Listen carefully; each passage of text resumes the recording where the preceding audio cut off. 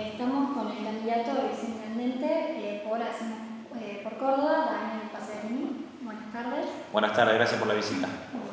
Bueno, nosotros queríamos ver si podría empezar con una breve presentación de usted, a qué se dedica, hace cuánto se dedica a la política. Bien, bueno, tengo 54 años, soy médico de profesión, especialista en medicina generalista y actualmente haciendo la especialidad de toxicología. Milito políticamente desde muy chico, pero activamente, digamos, ya compitiendo electoralmente desde los 23 años que me recibí como médico, que sí empecé a trabajar activamente porque me había comprometido en que primero quería recibirme. Y bueno, fui ocupando distintos lugares. Mi primer cargo electivo fue en la gremial médica del Hospital Misericordia, donde yo era residente. Fui secretario de prensa de la Junta Gremial. Y después, bueno, en mi pueblo natal, en Cruz Alta, fui concejal del año 95 al 99 y luego me presenté como candidato a intendente y gané las elecciones en el 99. Fui reelecto en el 2003 y en el año 2005 el ex gobernador de La Sota me convoca para ser ministro de Solidaridad de la provincia de Córdoba. Me desempeñé en ese cargo hasta el 2007, luego fui electo legislador de la provincia de Córdoba en el año 2007. Hasta el 2011 me desempeñé como presidente del bloque de Unión por Córdoba, aquí en la legislatura, durante 4 años. En el 2011 nuevamente soy electo legislador, pero pido licencia porque el gobernador de La Sota me vuelve a designar ministro de Desarrollo Social de la provincia hasta el 2015, y del 2015 a la fecha soy vicepresidente de la legislatura de Córdoba porque fui electo legislador nuevamente. Bueno, ¿qué es lo que se diferenciaría usted de otros candidatos? Siempre las diferencias está bueno que las pongan los electores o que las vea la ciudadanía. Creo que sí, nosotros tenemos características, pertenecemos a un espacio político, que es un espacio plural, amplio, que está conformado por varios partidos políticos. El principal de ellos es el Partido Justicialista, al cual yo pertenezco. Nuestro espacio se llama Hacemos por Córdoba. Y bueno, obviamente nosotros tenemos como característica trabajar desde una visión humanista de la política, con un claro contenido y un sentido hacia la justicia social. Y bueno, en los años que venimos gobernando la provincia siempre trabajamos con un sentido progresista, es decir, incorporar derechos, ver al ciudadano como un sujeto de derechos, obviamente trabajar para que la educación pública, la salud pública sean derechos que efectivamente se cumplan en la provincia, y ahora queremos que también así lo sea en la ciudad, donde nosotros estamos viendo que falta articulación de las políticas del municipio con las políticas del Estado provincial y nacional. Creo que esa articulación que está faltando, nosotros estamos en condiciones de darla y hemos dado muestras de ello cuando hemos trabajado en la gestión, de haber trabajado con transparencia, con eficiencia, y que claramente no somos generadores de conflictos, sino que cuando uno gobierna tiene la obligación de resolverlos y no generarlos. ¿Tiene algún referente político o qué fue lo que lo llevó a usted a ejercer política? De pequeño, claramente, por lo que escuchaba de mis padres, de mis abuelos, yo provengo de una familia muy humilde, mis abuelos eran peones rurales, mis padres tuvieron solo educación primaria, y obviamente para ellos fue un antes y un después la llegada de Juan Domingo Perón al poder y de Eva Perón, porque mis abuelos eran peones rurales y no tenían derechos, hasta que cuando aparece Juan Domingo Perón en la Secretaría de Trabajo, con el Estatuto del Peón, pasan a tener dignidad, pasan a tener derechos y pasan a tener una vida con proyectos, con planes. Bueno, obviamente ellos nos inculcaron eso. Mis padres con instrucción primaria pudieron, gracias a la movilidad social que tuvieron por las políticas de entonces, mandarnos la oportunidad a nosotros de venir a la universidad. De hecho, bueno, con mis hermanos tuvimos la opción de venir a la universidad y bueno, todos estudiamos en la Universidad Nacional de Córdoba. Y luego, obviamente, ya siendo yo más grande, que empecé a tener mis propias referencias, indudablemente, indiscutiblemente, mi gran referente es y será José Manuel de la Sota. Bueno, ¿cuáles son sus principales objetivos para esta campaña? Bueno, claramente, nosotros tenemos una percepción de la ciudad, no solamente por lo que vemos a diario nosotros, sino por lo que venimos escuchando. Yo he venido trabajando mucho en la ciudad, escuchando a la gente. De hecho, mi consigna era escuchar para construir soluciones, y después de recorrer todos los barrios, sobre todo los más periféricos de la ciudad, donde hay mayor cantidad de necesidades, donde hay mayor deficiencia de servicios, bueno, pudimos hacer un diagnóstico real y elaborar una propuesta. El primer diagnóstico es que la ciudad no funciona. Esto te lo dicen los mismos vecinos de los barrios. No funciona el transporte, es caro, no funciona la recolección de residuos. Ahora se está impulsando una política de separación de residuos y cuando vos te asomás a la ventana ves que ponen las 2 bolsas que vos separaste en tu casa, las tiran adentro del mismo camión. No funciona el servicio de alumbrado, las calles están en mal estado. Es como que el sistema de saneamiento cloacal es incompleto y el que está funciona mal. Es como que la ciudad ha crecido de manera desordenada, no se ha desarrollado y hoy está faltando eso. Y por otro lado ves que el gobierno de la provincia viene haciendo muchas acciones en la ciudad, desde obra pública, las circunvalaciones es una prueba de ello, los gasoductos, cloacas, un montón de mejoras, loteos para que la gente tenga acceso a una vivienda social y que la municipalidad no va de la mano de eso. Y que claramente entendemos que falta complementar y articular las políticas municipales con las provinciales. Por ejemplo, las 37 escuelas públicas que tiene la Municipalidad de Córdoba no tienen prácticamente ninguna vinculación con el sistema educativo medio, es decir, los chicos terminan 6º grado y no tienen garantizado en la escuela pública un banco. Nosotros proponemos un pacto educativo con la provincia para que los chicos que terminen 6º grado tengan lo que corresponde por ley y por constitución, el derecho a la educación secundaria y que sea gratuita. Y eso lo vamos a garantizar a través de un acuerdo y también las escuelas están teniendo falta de aulas, es decir, la municipalidad lleva adelante la jornada extendida, pero lo que nos dicen los docentes, por haberlos escuchado y por haber recorrido las escuelas, es que está faltando construir un aula por cada escuela para que la jornada extendida no provoque superposición de turnos. Bueno, ya hemos planteado, se lo hemos planteado al gobernador y vamos dentro del pacto educativo la construcción de un aula por escuela en el primer año de gobierno dentro de lo que es el Plan Aurora, que es un plan que la provincia ejecuta con todos los municipios y que la Municipalidad de Córdoba nunca quiso suscribir. Bueno, hay una pregunta respecto a esto. Usted dice de los problemas de infraestructura que hay, sobre todo acá en la capital. ¿Cómo lo solucionaría y sobre todo con qué fondos? Bien, la ciudad de Córdoba de por sí tiene una buena percepción de recursos por la vía coparticipable y por la recaudación propia que tiene de las tasas municipales. La ciudad tiene, a pesar de la crisis económica, sectores de una amplia capacidad contributiva. Lo que nosotros vemos es que la administración de los recursos no es eficiente.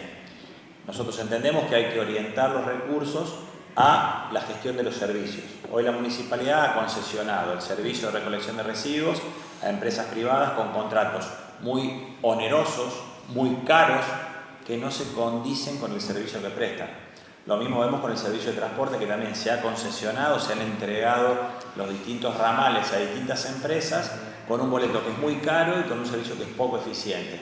No se cumplen las frecuencias, no está la cantidad de colectivos que debe haber, faltan los colectivos con rampa para las personas en situación de discapacidad y además no han cumplido ni un ápice con la construcción de garitas o refugios para esperar los coches, que son lugares inseguros, desprotegidos y que lamentablemente un día de lluvia, un día de frío, son lugares poco deseables para estar. Creemos que estamos convencidos de ello, que el municipio debe replantear estas situaciones, debe exigirle, mientras dure el contrato, a las empresas concesionarias que presten el servicio tal cual lo establece la ordenanza. Hoy están faltando en la calle más de 200 colectivos, por eso están faltando frecuencias, porque la municipalidad no utiliza su poder de órgano concedente, poder de policía, para controlarlos. Y en ese sentido nosotros estamos convencidos que si la provincia le cede al municipio los recursos que corresponden a través de los convenios que estamos planteando, vamos a tener una mayor capacidad de inversiones a través de recursos de la provincia que se van a invertir en la ciudad, la construcción de 6 centros de salud de referencia para que la gente no venga de los dispensarios del barrio a hacerse los análisis a la asistencia pública aquí en el centro, sino que la gente los tenga dentro de su región sanitaria, es decir, va a haber uno cada 18 o 20 centros de salud, un centro de referencia, para que la gente se haga así, laboratorio, radiografía y ecografías, y que tengan una ambulancia para traslado en caso de requerir una internación. Es decir, darle un sentido de lógica, de distribución y de organización al sistema de salud, que hoy tiene muchos efectores. Vos ves el mapa y decís, ¿cómo pueden armar la salud nacional? Pues vos ves lleno de señales que indican que hay dispensarios. Hay de la provincia, hay de la municipalidad, hay de hospitales nacionales, pero están totalmente incomunicados entre sí. Nosotros queremos hacer un pacto sanitario, articularlos y a partir de esto darle un sentido. Lo mismo también entendemos que la municipalidad está sosteniendo un lugar que es tremendamente nocivo, que es el zoológico, nosotros planteamos el cierre del zoológico y construir allí un hospital veterinario municipal donde trabajemos con la Universidad Nacional de Córdoba, con la Facultad de Ciencias Veterinarias y con el Colegio de Veterinarios. Hay muchos animales en situación de calle, hay muchos animales que son víctimas del maltrato animal y obviamente ese tiene que ser un lugar de destino para su tratamiento y su recuperación y su reinserción. Además, hay una situación sanitaria muy grave a causa de que cantidad de perros, gatos que están sueltos, que no tienen dueño, que no están cuidados, que no están vacunados. Hay muchas zoonosis, que son enfermedades infecciosas transmisibles de animales a hombres. Y claramente, si esto no se resuelve, no se trata, en el tiempo va a generar un grave problema epidemiológico. Hemos tomado nota de eso y estamos planteándolo concretamente, y el espacio físico que tiene el zoológico hoy, que está mal ocupado, donde hay animales en situación de encierro, lejos de su hábitat natural, nosotros entendemos que debe cerrarse, que los animales, en trabajo conjunto con las distintas organizaciones protectoras de animales y con las reservas que existen en la Argentina y en lugares del mundo, relocalizar estos animales y que ese espacio físico sea reutilizado para el servicio de la comunidad. Entonces lo que usted dice es que a partir de una alianza o un acuerdo con el gobierno provincial se van a encontrar los fondos suficientes necesarios para hacer todo. Hoy hay fondos suficientes que deberían ser administrados más eficientemente, lo decía con el ejemplo de las concesiones que no están exigiéndose y por las cuales estamos pagando, y claramente llevar adelante obras que tienen que ver con infraestructura educativa y de salud en conjunto con la provincia. Usted expresó públicamente sus ganas de ser candidato a intendente, sin embargo, hoy por hoy en la lista va como viceintendente junto a Martín Yayola, que va como candidato a intendente. ¿Se siente decepcionado de que no lo hayan elegido para que en caso de que gane sea el encargado de la conducción de la provincia? La verdad que no estoy decepcionado, me siento muy satisfecho porque soy parte de un proyecto político. Nunca hice la política con un sentido individualista o personalista, siempre interpreto la política como un hecho colectivo en el cual obviamente me gusta ser protagonista y quiero participar de las decisiones y construir. En la construcción del proyecto, la propuesta que se me hizo fue de ser candidato a viceintendente y la acepté porque entiendo que Martín está tan preparado como yo, hemos trabajado juntos y estoy seguro que vamos a hacer un buen equipo, y porque toda la lista tiene a mujeres y a hombres de distintas procedencias, de distintas edades, pero que tienen el mismo compromiso que tenemos nosotros por sacar la ciudad adelante. Bien, con respecto a la heterogeneidad de la lista con la unión de distintos partidos, ¿cómo surgió la idea de una alianza heterogénea y cuál es la finalidad y cuáles son los objetivos de esta nueva fórmula? Y al mismo tiempo, ¿cómo creen que van a poder superar algunas diferencias que presentan los distintos partidos? Bueno, siempre el desafío cuando uno conforma una coalición de distintos partidos es tratar de hacer preponderar las coincidencias por encima de las disidencias. De hecho, somos extracciones diferentes y seguramente hay diferencias. Pero bueno, se ha trabajado mucho y el consenso fundamental giró en torno del compromiso en un Estado presente, en garantizar salud pública y educación pública de calidad, en sostener los derechos por lo que hemos luchado como Unión por Córdoba en la provincia, como el boleto educativo gratuito, el boleto obrero, social, el boleto del adulto mayor, el programa Primer Paso. Es decir, hemos llevado adelante políticas sociales sustentables en el tiempo, que entendemos no se deben resignar. Hicimos 500 escuelas nuevas, edificios escolares nuevos en la provincia, generamos una universidad provincial, construimos la Ciudad de las Artes. Es decir, cuando uno hace un raconto de las obras, de los hospitales y de inversión en materia de servicios y derechos para la comunidad, nosotros queremos avanzar de allí hacia adelante.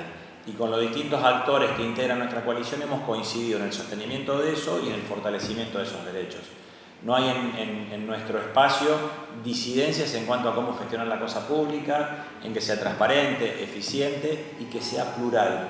Porque hoy la sociedad no está conformada por mayorías. Hay distintos colectivos que expresan a distintos sectores de la sociedad, que tienen mucha vida, que tienen mucha presencia y que nosotros queremos que se sientan parte de nuestro espacio político. Bueno, uno de los temas o las problemáticas que está totalmente presente en la agenda de los jóvenes es el tema de la legalización del aborto. Usted el año pasado, cuando se lo habló y se lo presentó acá en la legislatura, usted fue uno de los que juntó firmas en los distintos bloques para su repudio a esta ley. Ahora que tiene posibilidad de ser viceintendente, la pregunta es cuál es el proyecto o qué tipo de proyectos, si lo están tratando, van a implementar en la ciudad de Córdoba sobre todo para tratar esto que es una problemática y de qué manera por ahí prevenirlo, buscar otras salidas, ya que ustedes se pueden responder. Es muy buena la pregunta porque primero lo que hay que corregir, yo no promoví ningún repudio a la ley, sino rechacé la oportunidad de la discusión de un tema tan importante con un gobierno que no tenía decidido llevarlo adelante. Quien promovió el debate sobre la despenalización y legalización del aborto, claramente nunca estuvo de acuerdo con ello. El gobierno del presidente Macri utilizó un tema tan importante para generar en la sociedad una situación de discusión y de división, y en el medio nos endeudaron en $50.000 millones. ¿Usted cree que fue una escapatoria? Totalmente, estoy convencido de ello, lo estuve convencido el primer día y lamentablemente tuve razón. Hubiera preferido estar equivocado y que no hayamos quedado en la pésima situación que quedó la Argentina después de ese debate, donde además de seguir dividiendo la sociedad, de no ser claro, porque llegar a la discusión, soy médico, tengo una posición fijada y es un tema que no, es un error concebir la discusión desde una mirada de la fe o religiosa o de una mirada solo de los derechos. Es un tema sanitario, es un tema de derechos y también las objeciones de conciencia o las cuestiones de fe valen, pero dentro de una integralidad, una discusión integral. Una discusión que lleva más de 110 años en la Argentina sin resolverse era una utopía y era una mentira que se iba a resolver en 6 meses de debate, en un país enfrentado, con muchas crisis que lo atraviesan. El gobierno perdió una gran oportunidad de discutir una buena educación sexual integral, de discutir la oportunidad del protocolo de aborto no punible, que sigue siendo lamentablemente objeto de muchas maniobras dilatorias por amparo y por recursos. Y yo soy de los que creo que el aborto no es un delito. Una mujer debe terminarse con esta situación de criminalizar a una mujer, tenga la edad que tenga, que decide no llevar adelante un embarazo por un montón de causas que pueden ser atendibles. A esa mujer, además de entenderla y no criminalizarla, hay que darle todas las herramientas para que pueda planificar su embarazo o no embarazo. No me gusta hablar de prevención porque el embarazo no es una enfermedad, es un estado de salud. Y en ese sentido, creo que así como hay mucho desconocimiento de muchos que promueven discusiones sin sentido, creo que la mentira más grande del gobierno nacional quedó plasmada cuando la autoridad de aplicación de este proyecto de ley iba a ser el Ministerio de Salud y a los pocos días de rechazarse la ley, eliminó al Ministerio de Salud. Se debe garantizar todas las herramientas para que las mujeres y los hombres planifiquen su vida, tengan su elección sexual y tengan accesibilidad a todos los mecanismos de protección y de planificación. Dicho esto, la accesibilidad hoy a los tratamientos anticonceptivos, sean de barrera o sean hormonales, sigue siendo restringida en muchos lugares. Los métodos de barrera, como los preservativos, claramente están siendo deficitarios, porque además de no controlarse los embarazos no deseados, está pasando que hay un incremento muy grande de las enfermedades de transmisión sexual, como la sífilis y la HIV, que hoy están siendo nuevamente un problema sanitario. Por eso creo que la integralidad de la discusión abarca todos estos temas. Nunca voy a promover que se rechace una discusión. Sí planteé que la oportunidad de la discusión para mí era intencionada políticamente y lamentablemente no me equivoqué. Y la ley de educación sexual integral ya es ley, ya existe, sin embargo no se pone en práctica en casi ninguno de los lugares del país. Está como proyecto poder implementarla en los colegios municipales, sí. por lo menos. Sí, nosotros entendemos que hay que facilitar todo lo que sea accesibilidad a los derechos. Y este es un derecho. La educación es un derecho, la educación sexual es un derecho y claramente como Estado tenemos que promoverlo y garantizarlo. Siempre hay que respetar los derechos de los demás, las libertades y las elecciones que algunos toman o que algunos padres toman sobre sus hijos. Lo que vos no podés, por la decisión de un grupo o de una minoría, quitarle o restringirle el derecho al resto. Nosotros tenemos que promover que las herramientas de información y todos los métodos de planificación familiar sean accesibles y estén al alcance de la gente. Hoy, lamentablemente, en la municipalidad no están. Yo escucho a veces a funcionarios municipales hablar de que ellos están plenamente equipados para esto, y vos vas a un centro de salud municipal y no tienen anticonceptivos, no tienen personal capacitado para brindar una charla, para brindar una capacitación, y de hecho hay muchas formas de planificar. Después, en un control de embarazo ya se le puede ir planteando a la futura mamá qué puede hacer si ella no desea estar embarazada inmediatamente después de su parto, y eso no se está haciendo. Entonces creo que planificar la vida sexual, planificar en qué momento uno elige formar familia, son derechos, no son opciones. Son derechos que tenemos que garantizar, y hoy no se están garantizando. Bueno, otro tema que está dentro de la agenda diaria de los jóvenes es el problema con las drogas, sobre el consumo de drogas, que es algo transversal a todas las crisis sociales. Así es. ¿Tienen algún proyecto sobre prevención al respecto? No, de hecho es una de las cosas en las cuales yo más trabajo. El problema del consumo y el abuso de sustancias sigue teniendo una mala administración de recursos de parte de la municipalidad. Enfocándolo solo desde una perspectiva sanitaria, si bien es un problema multifactorial, porque es un problema de seguridad, un problema jurídico, un problema social y un problema de educación, desde el punto de vista sanitario nosotros entendemos que la municipalidad debe garantizar todo lo que es la atención primaria en materia de prevención de adicciones, es decir, garantizar en cada uno de los espacios de salud y en cada uno de los centros educativos un espacio para que cuando se detecte una situación de consumo o alguien manifieste que necesite una ayuda al respecto, rápidamente brindarle las herramientas. La provincia ha montado un dispositivo muy importante en todo el territorio provincial y también aquí en la capital, inclusive interactuando con muchas organizaciones sociales, habiendo centros de primera escucha y centros de atención para resolver el problema lo más temprano posible, antes de que el consumo sea de múltiples drogas o ya genere simultaneidad o asociación con el delito. En ese sentido, la Municipalidad de la Ciudad de Córdoba no viene generando una política al respecto, y nosotros vamos a implementar dentro del Pacto Sanitario un convenio con la provincia para que la Municipalidad garantice en sus 98 centros de salud disponibles, que van a ser 100, que tenga un espacio de atención primaria en adicciones. Bien, pero en relación a, por ejemplo, las fiestas electrónicas, porque me parece que lo que usted está planteando es por algo que se ve más en las calles, pero en las fiestas electrónicas hay mucho consumo, sin embargo nadie las controla porque es un gran negocio. En primer lugar, en una fiesta electrónica lo primero que tiene que controlar es que no entren menores de edad. En segundo lugar, los mayores de edad tienen derecho a hacer de su vida lo que ellos decidan. Lo que vos tenés que garantizar como Estado, municipalidad, primero, cuáles son los lugares que habilitás, tener la precaución de que en esos lugares haya provisión gratuita de agua por el excesivo consumo que se produce, y no que el negocio de la fiesta electrónica termine con la vida de la gente. Y en tercer lugar, garantizar todos los mecanismos de prevención para que nadie ingrese allí a vender drogas. Yo no puedo impedirle a una persona que quiera consumir una sustancia indebida que es de su propiedad y es mayor de edad, yo no se lo puedo impedir. Lo que sí tengo que impedir, evitar y penalizar es aquel que esté haciendo una práctica ilegal, que es la venta de drogas. Bien, cambiando de eje, con respecto al conflicto universitario que hubo el año pasado y que persiste, queríamos saber qué opinan sobre tanto la postura de los estudiantes como del gobierno.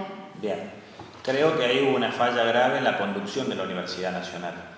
Creo que cuando nosotros hablamos de derechos, el derecho tiene que ser concebido para todas las partes. El derecho a los que peticionan y el derecho a los que quieren estudiar. No puede ser que una minoría esté restringiendo el uso de las instalaciones públicas del resto de los estudiantes. Más allá del origen del conflicto, la naturaleza de la situación que se planteó, ningún conflicto puede ser tan prolongado en el tiempo que impida que el resto de la comunidad educativa pueda tener el derecho pleno de llevar adelante su derecho a la educación. Entonces, creo que en esas situaciones hay derechos, hay obligaciones, pero hay un principio de autoridad que creo que no se ejecutó. Y cuando hablo de autoridad no hablo de autoritarismo, ni hablo de violencia, ni mucho menos. Nunca voy a concebir eso. El uso de la violencia para resolver un problema es absoluta falta de inteligencia y de capacidad para resolverlo.